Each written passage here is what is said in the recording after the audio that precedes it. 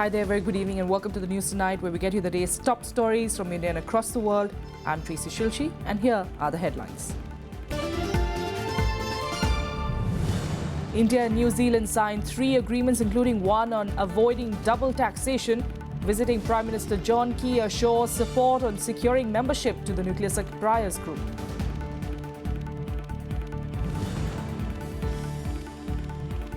Cyrus Mystery lashes out at Ratan Tata, says probe revealed fraudulent transactions of 22 crore rupees involving non-existent entities in India and Singapore.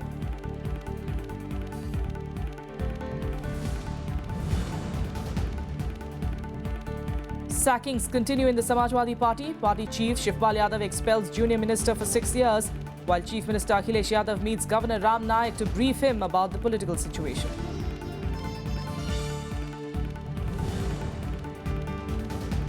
Special CBI court acquits BJP state president B.S. Yediyurappa in the Bellary mines corruption case. The former Karnataka chief minister claims the verdict vindicates his position.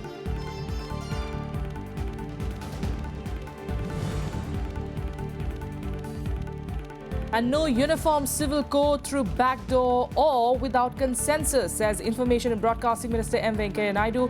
Rejects the charge that BJP is raking up contentious issues to polarize voters.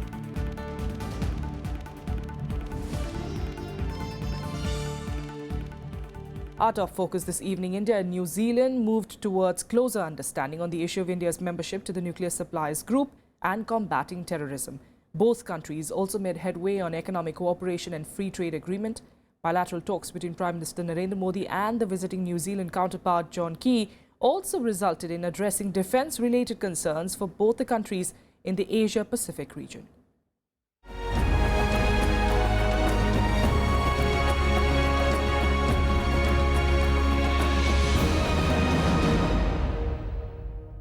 India's entry into the nuclear suppliers group featured prominently in the talks between the two prime ministers. In the last NSG plenary in Seoul, New Zealand expressed reservations on India's non-NPT status. But after a positive meeting with Modi, the New Zealand Premier said it will constructively engage on India's membership and also work to secure support from other member countries. We are thankful for New Zealand's support to India joining a reform UN Security Council as a permanent member. As we make our own contribution to the development efforts of the Pacific Island countries, we will continue to consult closely with New Zealand and to complement and supplement each other's effort. I am also thankful to Prime Minister Key for New Zealand's constructive approach to the consideration of India's membership of the nuclear supply group. We had a detailed conversation about India's application to become a member of the nuclear suppliers group. I acknowledged the importance to India of it joining the NSG. I also stated that New Zealand would continue to contribute constructively to the process currently underway in the NSG to consider India's membership. New Zealand is committed to working with the NSG members to reach a decision and as soon as possible. Terrorism and cross-border terror also figured in the talks. Both countries agreed to cooperate on sharing intelligence and cybersecurity to stop radicalization of youth. Terrorism remains one of the greatest challenges to global peace and security. Today, the financial, logistical and information networks of terror span the entire globe. The barriers of geography do not safeguard against the threat of radicalization and terrorism. Nations who believe in humanity need to coordinate their actions and policies to counter this threat. In trade and business, 3 MOUs were signed to avoid double taxation and ensure safety and standard arrangements in food processing. Another document dealt with increasing cooperation in youth exchange and sports activities. New Zealand supports India's candidature as a permanent member of the United Nations Security Council. But to create convergence on other issues of cooperation, consultations between foreign ministers and senior officials will be increased. Both the Prime Minister have agreed to address the interests of each other's countries. it will be interesting to see how quickly it takes place. Akhilesh Suman for Rajya Sabha Television with camera person Sanjay Kumar in Delhi. Now the latest on the Tata saga, and SAC chairman Cyrus Mistry today lashed out at the interim Tata Sons chief Ratan Tata, claiming that he was pushed into a position of a lame duck chairman. He alleged that changes in decision-making process created alternate power centers in the Tata group. In an explosive email to the board members, Mistry also flagged ethical concerns in Tata Group's aviation joint venture with Air Asia. Mistry alleged that forensic investigation revealed fraudulent transactions of 22 crore rupees involving non-existent entities in India and Singapore. Mistry also alleged that due to Ratan Tata's passion for aviation, Tata Sons board increased the capital infusion in the aviation sector at multiple levels of the initial commitment. In a letter written to the board members of Tata Sons, Mistry said that the board of directors had not covered itself with glory.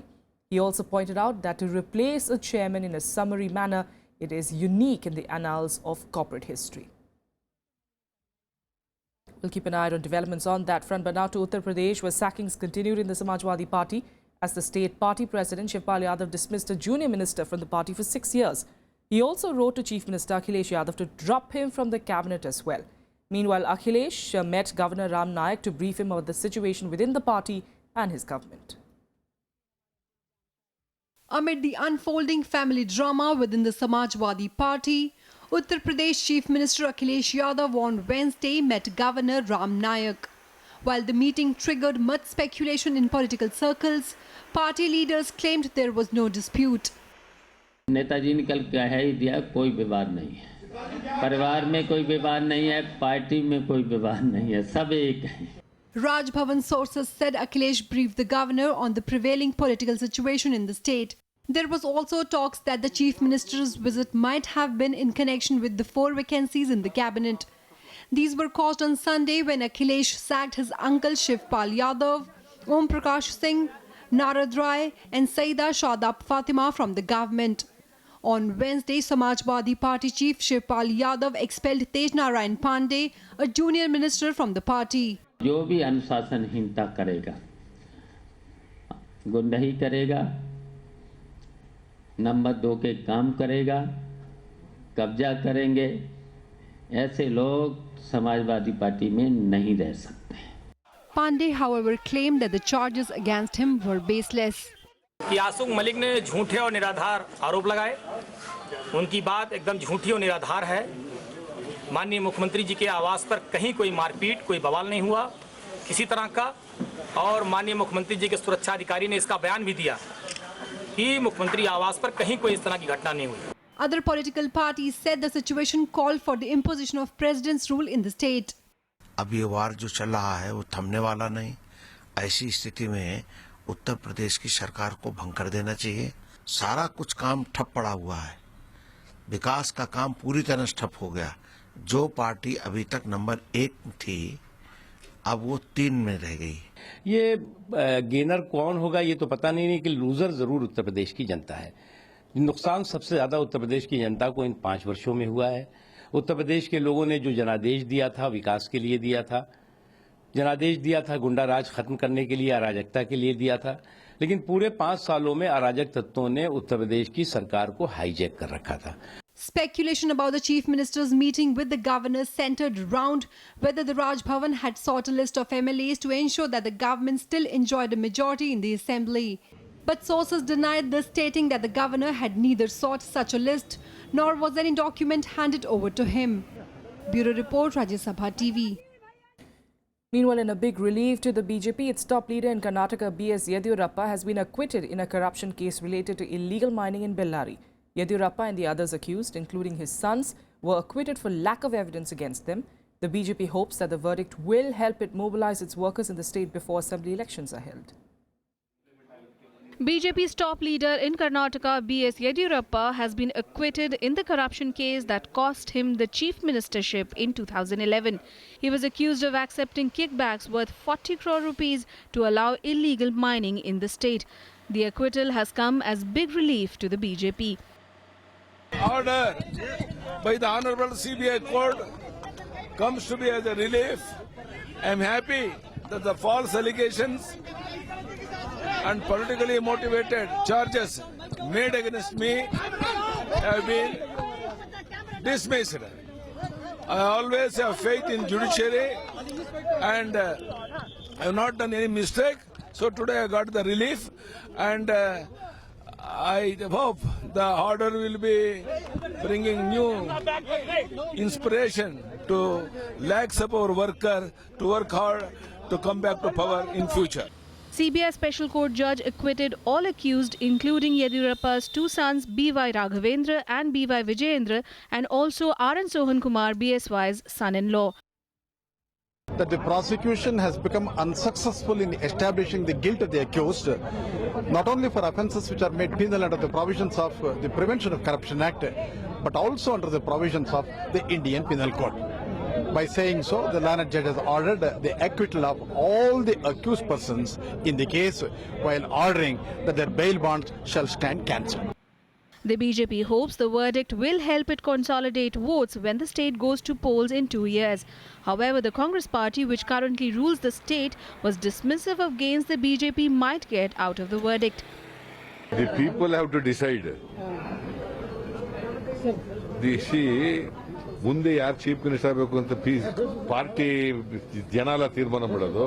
In all the criminal cases for want of evidence ಅಂತ acquit ಆಗ್ತವೆ. It doesn't mean that ಅದು allegations baseless ಅಂತ ಹೇಳಕ್ ಬರಲ್ಲ. Yediyurappa is a prominent leader of the powerful Lingayat community and has a mass following in the state. He had resigned in 2011 after Karnataka's Lokayukta Santosh Hegde indicted him for colluding in illegal iron ore mining in the mineral-rich district of Bellary. The former chief minister was even jailed for 3 weeks in 2011 in connection with the case before being given bail. Bureau Report, Rajya Sabha TV. Information and Broadcasting Minister Venkaiah Naidu today said that the Uniform Civil Code will not be brought through the back door or without a broad consensus. Naidu also rejected the charge that the BJP was bringing up contentious issues to polarize the upcoming elections, especially in Uttar Pradesh. He said that issues like Triple Talaq, Civil Code and Ram Temple will not be used for political mileage in the elections but will be fought on the agenda of development. Naidu also said that crucial issues should not be used for electoral benefit, rejecting the opposition's criticism that the surgical strikes were being politicized. Let the BSP, SP and the Congress come clean because they are all partners of the UPA. What is their stand on abolition of Triple Talaq? Triple Talaq is not a communal issue, not a religious issue. It's an issue of gender justice. It's an issue of ending gender discrimination. It's an issue of equality before law, which are guaranteed by Article 14 and Article 15 of the Constitution. I said it earlier in Hyderabad, I am repeating it again for sake of those people who are not able to understand it. And unnecessarily bringing in Pradhan Mantri ko बारे में आलोचना करना, राष्ट्रीय स्वयंसेवक संघ का नाम लाना, ये क्या तरीका है? आप बताओ ना, आपका स्टैंड क्या है? आप महिलाओं के साथ न्याय करना चाहते हैं, अन्याय करना चाहते हैं? Multiple ceasefire violations were reported along the international border and line of control that left a BSF Jawan and 11 civilians injured in Jammu and Kashmir. Meanwhile, the state administration and centre issued an advisory to evacuate villagers from areas adjacent to the international border. Repeated ceasefire violations by Pakistan left a BSF Jawan and 11 civilians injured in the Arispura sector of Jammu and Kashmir. Heavy exchange of gunfire is underway between the BSF and Pakistani Rangers. 6 सदस्य जो एक ही परिवार के ये on spot ही जख्मी हो गए थे और एक परिवार का एक आदमी उसके 1 घंटे बाद वो जख्मी हो गया था।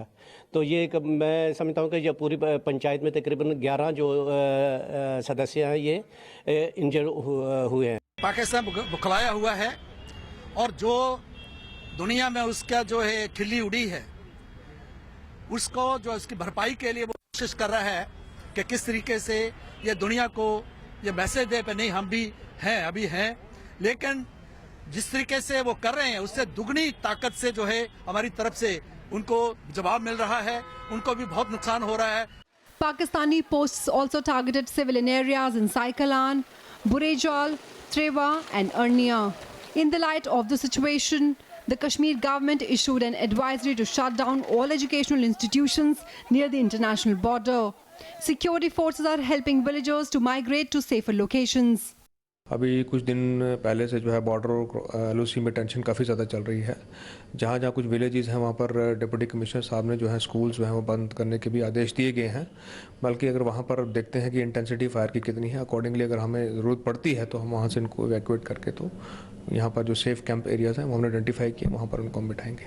कि हमारी सेनाएं और अर्ध सेना दल हर प्रकार से सक्षम है, हर प्रकार की चुनौती का सामना करने के लिए और कर भी रहे हैं। बड़ी बखूबी तौर पर वो उचित कार्रवाई कर रहे हैं और सबसे बड़ी संतोषजनक बात यह है कि सीमाओं पर रहने वाले हमारे लोगों का और देशवासियों का मनोबल बड़े ऊंचे स्तर का है। Meanwhile, the central government said that Pakistan now stood exposed after terror group Lashkar-e-Taiba claimed responsibility for the Uri terror attack. Union Minister Rajya Rathore said the claim assumes significance in the face of the Pakistani government's constant denial. Hindustan हमेशा जब भी अपना case दुनिया के सामने रखता है तो पूरे के पूरे एविडेंस के साथ, प्रूफ के साथ रखता है और हिंदुस्तान का जो विश्वास है दुनिया में वो बहुत ऊंचा है। बाकी लोग उसको मना करते रहे, उससे हिंदुस्तान के केस कमज़ोर नहीं होता। In the Kashmir rally, a delegation led by senior BJP leader Yashwant Sinha continued its meeting with stakeholders to end the 4-month-long impasse. Sinha met traders at the Kashmir Chamber of Commerce and Industry on Wednesday. Bureau Report, Rajya Sabha TV. India has condemned the attack in Pakistan's Quetta that killed 61 people yesterday. But while doing so, Union Minister M. Venkaiah Naidu also said that he hoped Pakistan was now sorry for encouraging terrorism. He stressed that India was keen on having good relations with all its neighbours, including Pakistan. Union Minister M. Venkaiah Naidu has said that it's high time Pakistan realized that using terrorism as a state policy is suicidal. He said this while strongly condemning the attack on a police academy in Quetta in which 61 people were killed. That using terrorism as a state policy is suicidal. It is like a Bhasmasura hasta.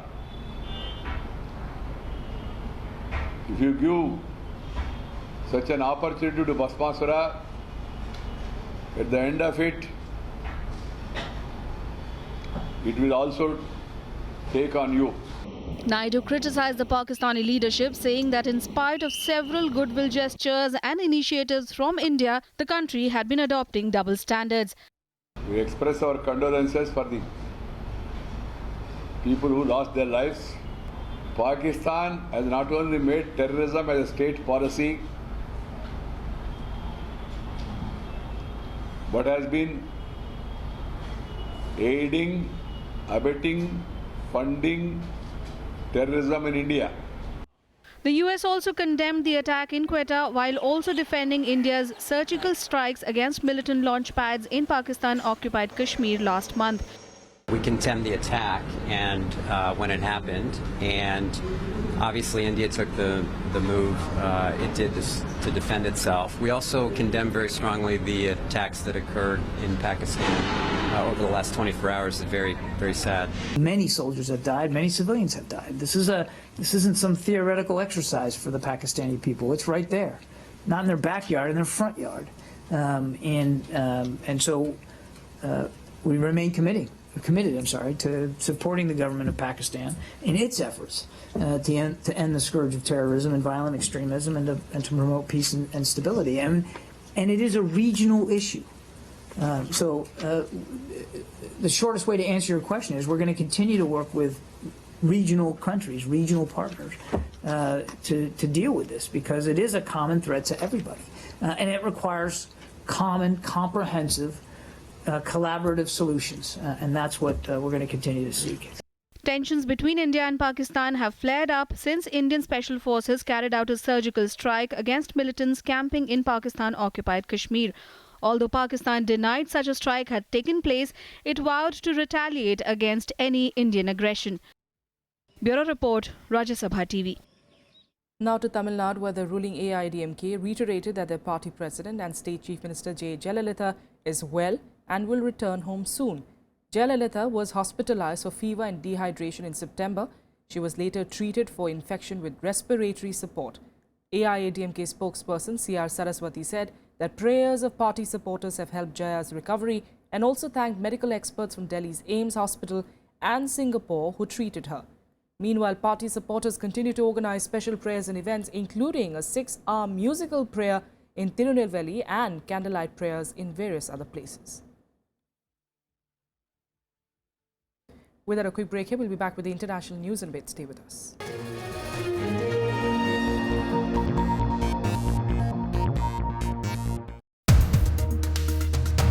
Is this Udan scheme supposed to be the real game changer in the aviation sector? We would like to convert a wish list into a work list. Is it going to be really a burden on the airline operator as well as the consumer? Ultimately, the consumer foots the bill. Aam Aadmi in the Hawai Chappals is probably going to board the Hawai Jahaz. Welcome. Why should any Indian citizen be denied? Watch to the point with Minister for Civil Aviation Ashok Gajapati Raju only on Rajya Sabha television.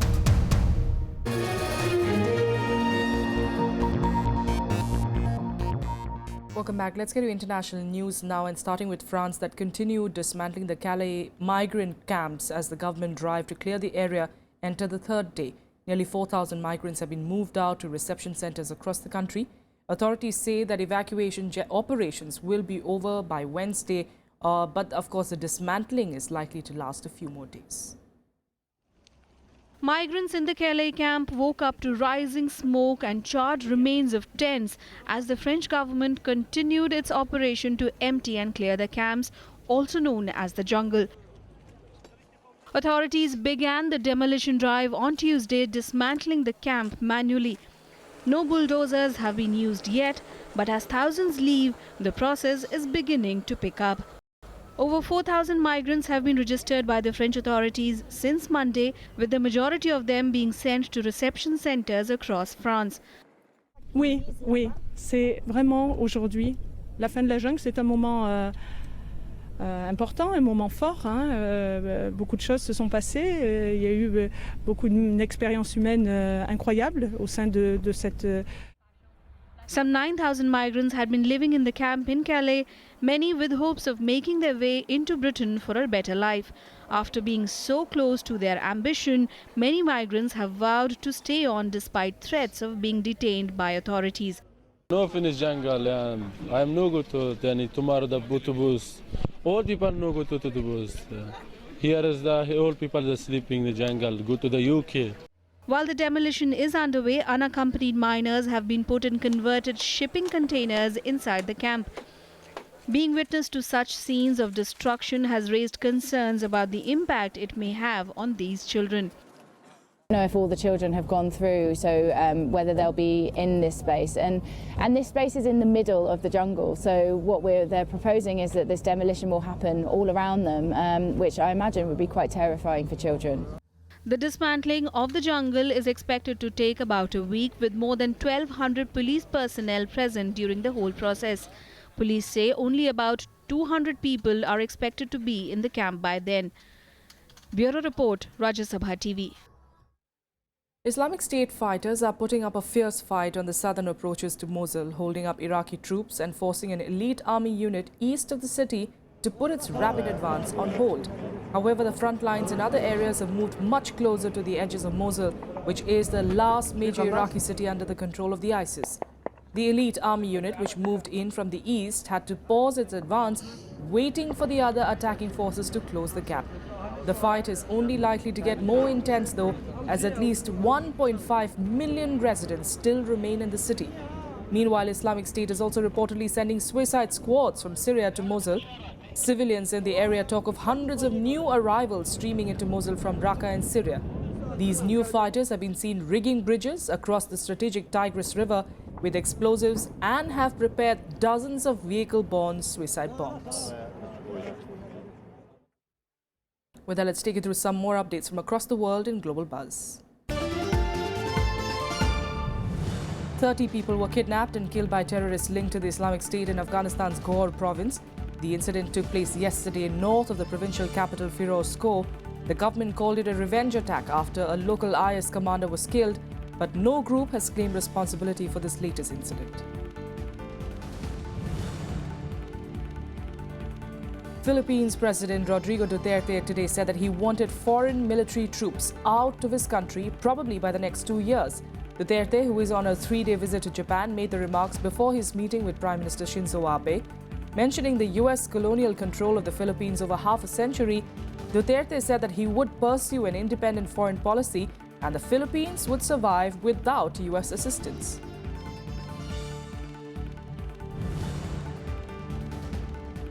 India ranks low at 87th place globally in terms of gender equality despite a jump of 21 places from last year, largely due to progress on the education front. India was ranked 108th last year on the annual Global Gender Gap Index compiled by Geneva-based World Economic Forum. India has closed its gender gap by 2% in a year, and its gap now stands at 68% across the 4 pillars that WEF measures: the economy, education, health and political representation. Iceland topped the chart this year.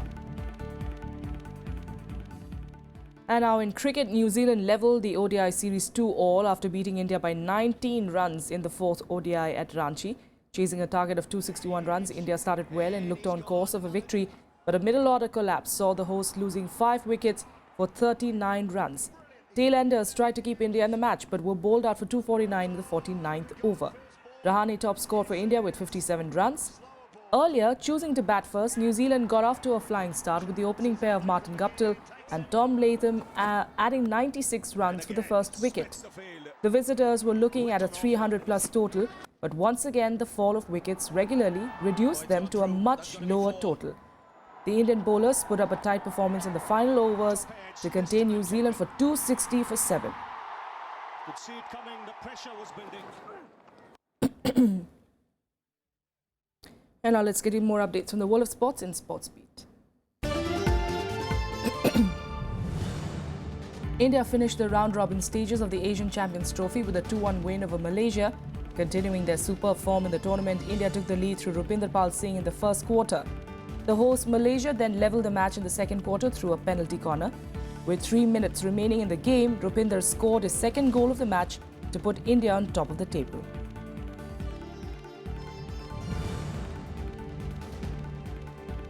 Indian tennis star Sania Mirza and Martina Hingis will reunite to defend their WTA Finals title in Singapore this week.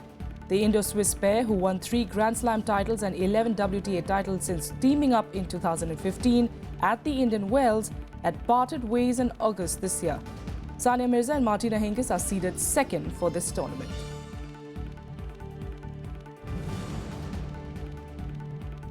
Rikardas Berankis of Lithuania upset world number 2 seeded Milos Raonic in the first round of the Swiss indoors in Basel. The 26-year-old qualifier came back from a set down to defeat the Canadian 3-6, 6-3, 6-3. Top seeded Stan Wawrinka, however, came through to reach the second round after beating his Swiss compatriot Marco Ciudinelli. Brazilian footballer Carlos Alberto Torres, who captained 1970 World Cup winning team, died on Tuesday of a heart attack in Rio de Janeiro.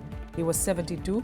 Torres played alongside Pelé at Santos from 1966 to 1974 and at the New York Cosmos from 1977 to 1980 after beginning his career with Fluminense.